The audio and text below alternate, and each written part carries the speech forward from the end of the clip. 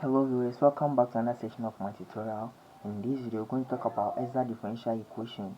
So I have a problem here, and it's 3x squared plus y equals 6 dx plus sine x minus 4y cubed dy equals 0.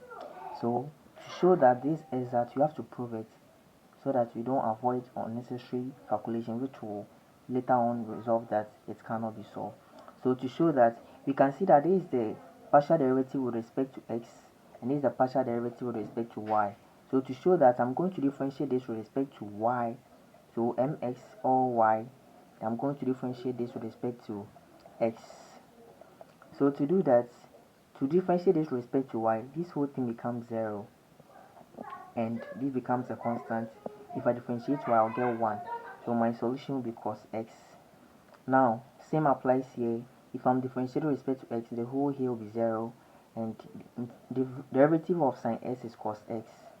So I can see that they are equal, hence it's an exact equation. Now, in order to solve this exact equation, we have two ways.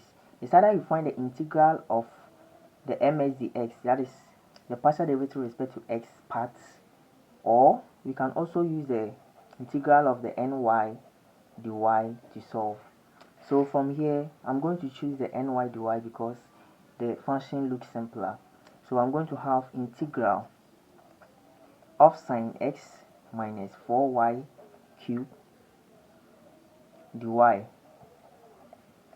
So we can see that this, applying the integral properties, is the same as integral of sine x dy minus integral of 4y cubed dy.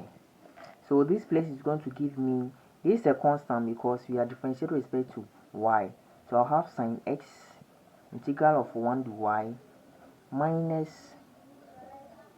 this is going to give me y to the power 4.